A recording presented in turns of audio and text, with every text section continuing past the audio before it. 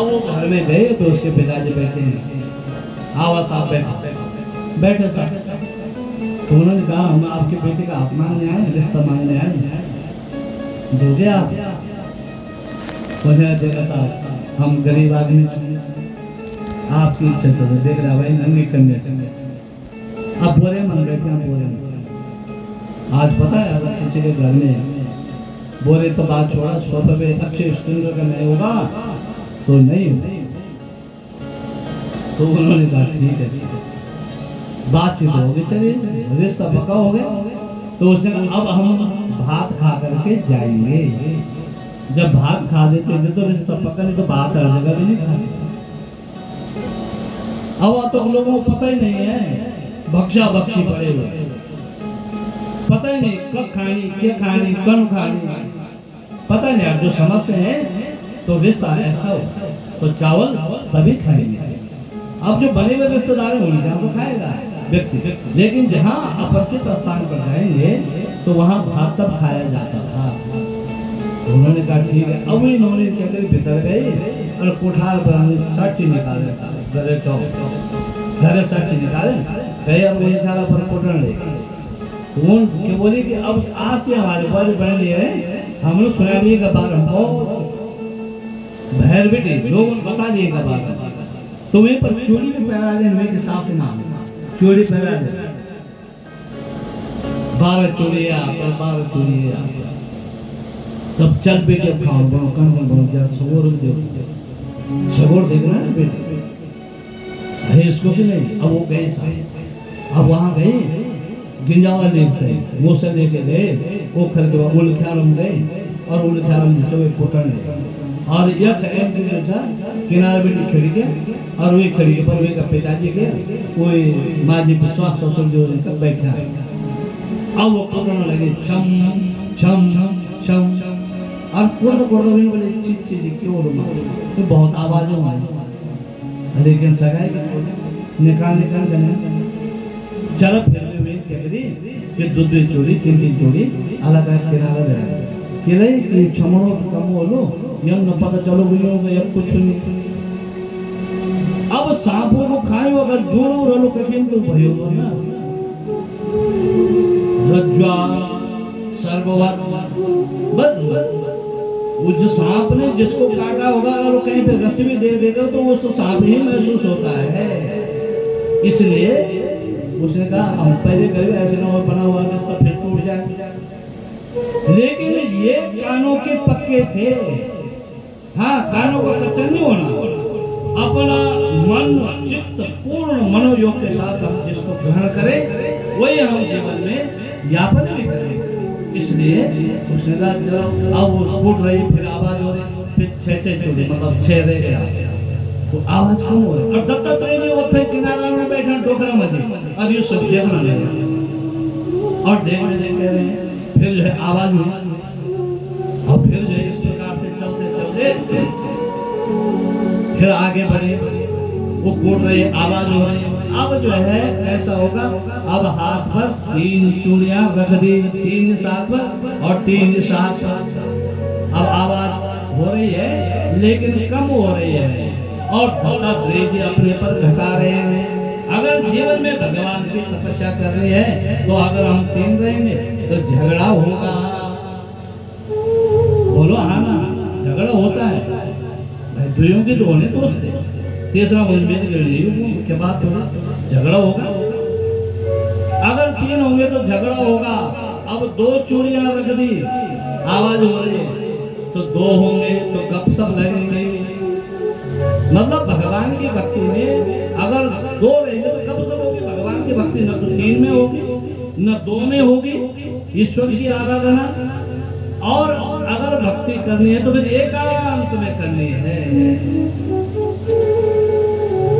एकांत में भक्ति करनी है। इसलिए एकांत में जो भक्ति आएगी मेरे भाई बहनों तो उसने एक चोरी रख दी, सुहाग की चोरी है।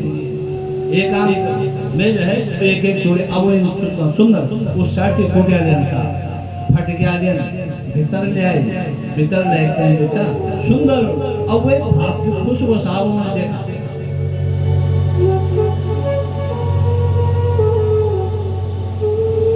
वही भाग्य जो था बड़ी खुश हो बासमती खुश हुए मोहल्ला बिल्कुल चकाचक हो गया और सब खड़ा चल रहे हैं जगह ये गया कौन कौन हो लोग के केवल तमाश में लोग और वो खड़े हो रहे उन्होंने देखा अच्छा ये सब भात सुंदर खिलाया वो जो मांड को भी सुंदर चुंगी चुंगी साग बनाए सब्जी भी बनाए क्योंकि कन्या सुयोग की थी बुद्धिमान थी और उसके बाद उसका रिश्ता पक्का भगवान की कृपा से उसका रिश्ता भी संपन्न हो गया। तो मैंने इस कन्या से क्या सीखा कि अगर भगवान की भक्ति करनी है तो एकांत में रहकर परमात्मा की भक्ति ये हो सकती है। ऐसा नहीं कि हम भरत जी की तरह नेपाल में चले गए गंडकी नदी के किनारे कथा चली थी ना मुझे फिर वहीं आना पड़ रहा है दृष्टांत क्योंकि बिना दृष्टांत का सिद्धांत काम नहीं करेगा और बिना सिद्धांत का दृष्टांत काम नहीं दृष्टांत है उदाहरण है कथा है उदाहरण है ये एक बिंब है ये उदाहरण माने बिंब माने पूरा मकान टिका रहता है उसमें तो ये बिंब का होना भी बहुत आवश्यक है उदाहरण का होना भी बहुत आवश्यक है क्योंकि हमने केवल लक्ष्य को पकड़ना है तेल नहीं देखना तेल की धार को देखना है। हम यहाँ बैठे हैं आपको आवाज नहीं हमारे आजू बाजू में कौन बैठा है इसलिए मैंने इस कन्या से सीखा कि जीवन में भगवान की भक्ति अगर करनी है ईश्वर की आराधना करनी तो एकांत में बैठना है। न सुखम इंद्रराजस्य न सुखम इंद्रराजस्य न सुखम चक्रवर्तिना मुनि सुखम एव विरक्तस्य मुनि एकांतवासिना। इसीलिए मुनि ऋषि मुनि एकांत में जाकर के भगवान की आराधना करते हैं। फिर पूर्वनिपक्षी दत्तात्रेय जी कह रहे हैं जिस प्रकार से मैंने आगे चल सर्प को गुरु बनाया भृंगी को गुरु बनाया हाथी को गुरु बनाया एक लोहार को भी मैंने गुरु बनाया। एक राजा की सवारी जा रही थी लोहार एक हथियार बना रहा था लेकिन जब वहाँ से पीछे से एक लग गया उसने कहा हाँ भाई यहाँ से राजा की सवारी गई उसने मुझे तो पता नहीं है क्योंकि लोहार को भी मैंने देखा तो उसका ध्यान रूप से अपने हथियार बनाने में लगा हुआ था। फिर जो है अंतिम गुरु मैंने फिर अपने शरीर को बनाया है अपने शरीर को मैंने ये गुरु बनाया है। इस शरीर से मैंने क्या देखा कि ये शरीर नश्वर है और इस नश्वर शरीर को हमें भगवान की भक्ति में लगाना चाहिए। इस प्रकार से ये सब उद्धव जी को ये ज्ञान सुना रहे हैं इधर निमित राजा भी सुन रहे हैं नारद जी के माध्यम से और आगे यदु महाराज जी ये दत्तात्रेय जी के दिव्य प्रसंग को सुन रहे हैं और सुखदेव जी कर्मयोगी सम्राट परीक्षित राजा को ये दिव्य कथा सुना रहे हैं। और आगे जो है भगवान ने विचार किया कि ये आगे जो है सुखदेव जी कह रहे हैं कर्मयोगी सम्राट परीक्षित राजन अब 56 करोड़ तो यदुवंशी अपने धाम को चले। अब भगवान जी ने भी विचार किया क्योंकि देवताओं ने याचना करी जल्दी जल्दी आप स्वर्ग आइए तो भगवान ने विचार किया कि मैंने भी सब कुछ कर दिया। अब इसके बाद वो भी एक वन की तरफ गए और वन में जा करके तुरंत जो है एक पेड़ के जहाँ पे दो एक तरफ टहने एक तरफ जो है दो टहने वाले वहाँ पर जो अपना जो पैर है उसको ऐसे रख दिया बाएं पैर की तरफ यहाँ पर यानी अपना सिर को लगा दिया पेड़ पर पेड़ पर लगा दे आड़ ले और अपने बाएं पैर के ऊपर दाहिना पैर रख दिया और जैसे दाहिना पैर रखा तो दाहिना पैर रख करके तुरंत जो है उनका पैर कैसे लग रहा है लाल पैर लग रहा है। माँ सरस्वती जो है उसके स्वरूप की तरह है।